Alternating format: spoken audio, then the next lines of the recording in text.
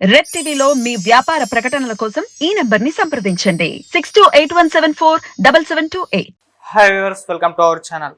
ED కస్టడీలో ఉన్న కవిత గారిని విచారించడం జరిగింది. దాదాపు 2 రోజుల నుంచి కూడా ఈ విచారణ కంటిన్యూ అవుతుండగా, అయితే ఈ విచారణలో ఎటువంటి విషయాలు కవిత గారు బయట పెట్టడం జరిగింది అన్న దానికి సంబంధించి ఈడీ కొన్ని విషయాలు అయితే బయట పెట్టింది. సో ఈడీ బయట పెట్టిన విషయాలు ఏంటి, మరి ఇది కేసు ఎక్కడి వరకు వెళ్ళే ఛాన్స్ ఉంది? సో ఇదే అంశం మీద డిస్కస్ చేయడానికి ప్రజెంట్ మనతో పాటు సీనియర్ జర్నలిస్ట్ జయదేవ్ గారు ఉన్నారు.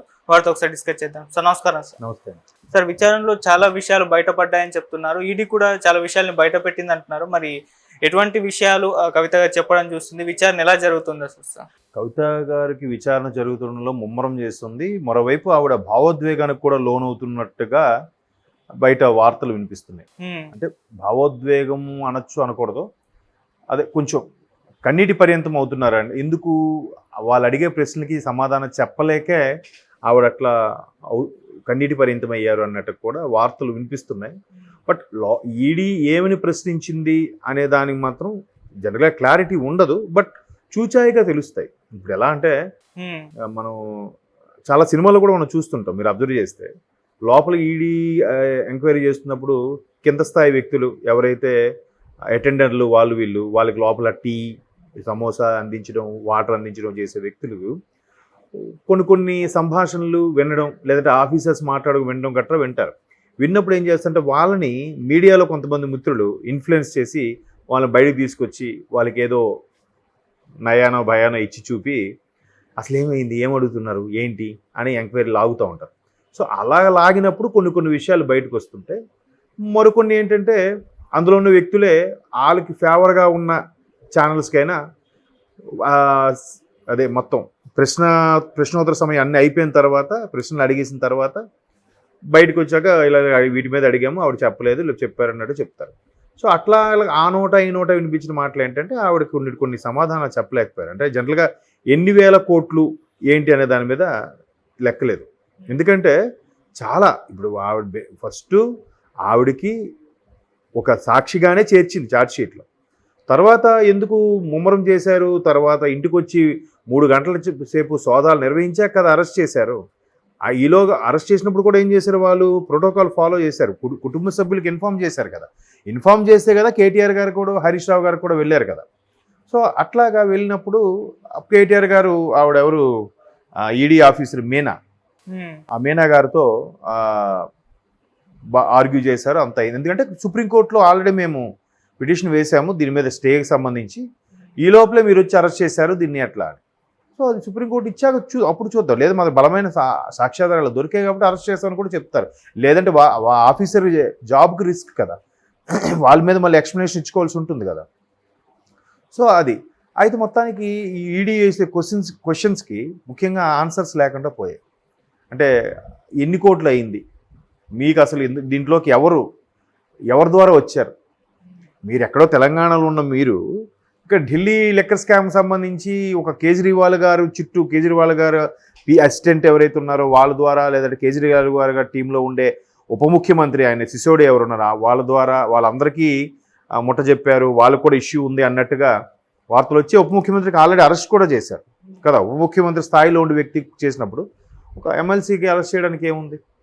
సో అలాంటి విషయాలు వచ్చినప్పుడు రీసెంట్గా ఇదే అంశంలో ఇంకో విషయం ఏంటంటే వాళ్ళ ముఖ్యమంత్రికి సలహాదారులుగాను లేదా పిఏగా ఉన్న ఆమె పేరేంటి, సుఖేందర్ సంథింగ్, ఆయన ఒక లేఖ రాశారంట. ఏమి లేఖ రాశారు, ఇట్లా లిక్కర్ స్కామ్ సంబంధించి ఏవేవి జరిగాయి, ఏవేవి ఉన్నాయి ఏంటి అని దాని మీద ఆల్రెడీ ఆయన అరెస్ట్ అయ్యి లోపల ఉన్న వ్యక్తి.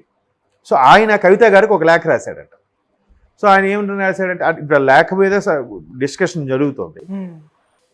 మేము ఆల్రెడీ లోపల ఉన్నాం, మా క్లబ్లో మీరు కూడా జాయిన్ అయిపోతున్నారు, మీతో పాటు ఢిల్లీ ముఖ్యమంత్రి గారు కూడా, కేజ్రీవాల్ గారు కూడా త్వరలోనే వస్తారు, మీరేం కంగారు పడకండి, దీనికి మీరు అంత భయపడాల్సింది లేదు అన్నట్టుగా కొంచెం వ్యంగ్యంగా లేఖ రాశాడట ఆయన. సో అంటే మొత్తం మీద ఏంటంటే స్కామ్లో అయితే ఏదో జరిగింది అనేది మాత్రం మనకు అర్థమవుతుంది, అంతే కదా. ఢిల్లీ స్కామ్లో ఏదో జరిగింది, జరగబోతుంది, ఎవరెవరికి ఏ ముడుపులు అందాయి, ఆ ముడుపులు ఎలా మళ్లించారు, దాని మీద లెక్కాజమా ఉందా అంటే ఏమీ లేదు.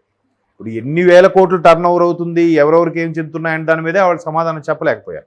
ఇంకా అలాంటప్పుడు అసలు మీకు 100 కోట్లు ఒక సందర్భంలో 100 కోట్లు ముట్టాయని కూడా అంటున్నారు. మరి ఆ 100 కోట్లకు సంబంధించి మీరు క్లారిటీ ఇవ్వగలరంటే క్లారిటీ ఇవ్వలేకపోయారట.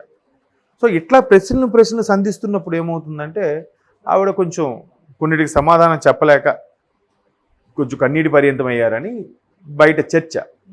మేము మొత్తానికి ఇష్యూ అయితే నడుస్తుంది. ఇప్పుడు ఆల్రెడీ ఇక్కడ నుంచి కేటీఆర్ గారు, హరీష్ రావు గారు కూడా ఢిల్లీ కూడా వెళ్ళారు. ఈడీ ఎక్కడైతే ఎంక్వైరీ చేస్తుందో ఆ ప్లేస్కి వెళ్ళారు. మరి చూడాలి, మరి కుటుంబ సభ్యులతో కూడా పిలిచి మాట్లాడతారా, లేదంటే ఇప్పుడు రిమాండ్ తీసుకున్నారు, అరెస్ట్ చేసి రిమాండ్ తీసుకోవడం అంటే ఎన్ని రోజులైతే నువ్వు కోర్టులు పర్మిషన్ తీసుకొని విచారిస్తారు అన్ని కోణాల్లో కూడా. అసలు ఇంకో క్వశ్చన్ కూడా వేశారు. యాక్చువల్గా మీ వాట్సాప్లో కానీ మీ ఫోన్లో కానీ కొంత సమాచారం ఉన్నట్టుగా మాకు తెలిసింది. ఆ సమాచారం ఏంటంటే అది ఆల్రెడీ డిలీట్ అయిపోయిందో, సంథింగ్ మిస్ఫైర్ అయింది. అప్పుడే కదా ఆవిడ గుర్తుంది, లాస్ట్ టైం వచ్చినప్పుడు ఆవిడ ఫోన్లు కూడా ఇలా చూపించారు మీడియా ముందు, ఏం లేవు ఎందులో అన్నట్టుగా. బట్ వాళ్ళ తర్వాత తెలిసిన ఇన్ఫర్మేషన్ ఏంటంటే ఇవన్నీ కూడా ఒక డైరీలో రాసుకుంటున్నారు. ఆ డైరీ ఏమైంది, ఇప్పుడు ఎవరి నుంచి ఎంత వచ్చింది, ఎవరికి ఎంత ఇవ్వాలి, అంతా దాన్ని ఏమంటారు, ఒక ర్యాకెట్ కదా. ఆ ముడుపుల ర్యాకెట్ అంతా కూడా వెలికి తీద్దామంటే ఆ డైరీ బయటికి తీయట్లేదు, ఎక్కడుందో కూడా చెప్పట్లేదు.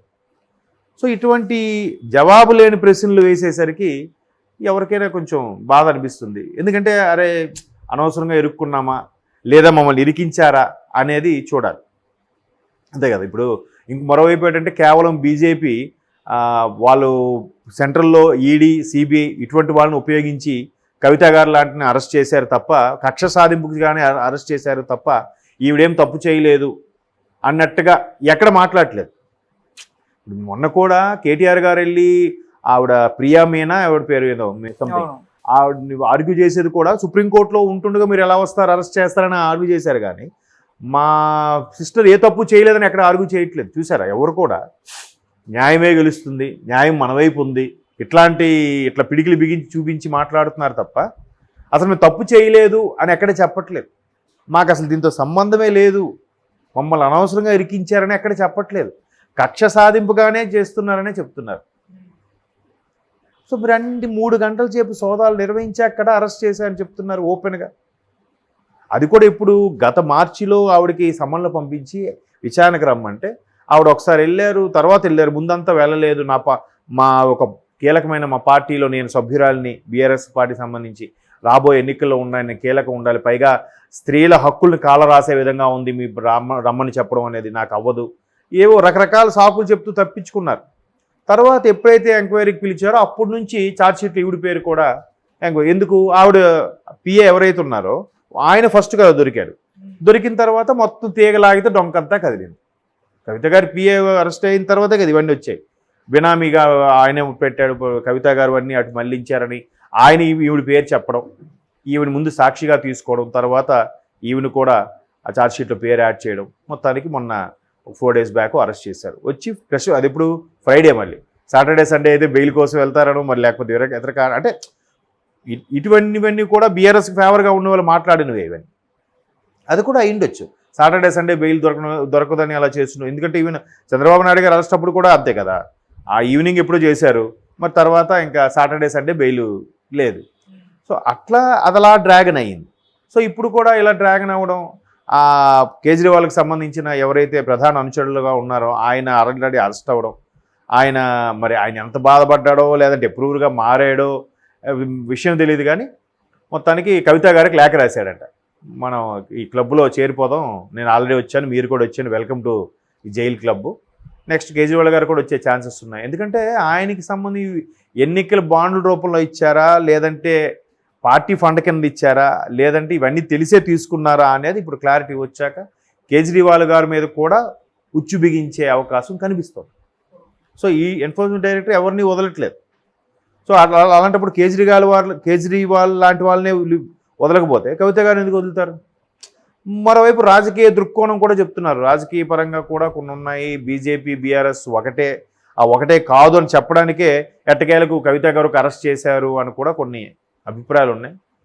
మేబీ అయినా ఉండొచ్చు, రాజకీయాల్లో ఏది ఎవరు ఎప్పుడు ఎలాగైనా ఇట్లే చేసుకోవచ్చు, ఎలాగైనా పావులు కదపచ్చు, వాళ్ళ స్వలాభం కోసం, వాళ్ళ పార్టీ కోసం, ఓట్ల కోసం, వాళ్ళ మైలేజ్ కోసం. సో మేబీ చూద్దాం.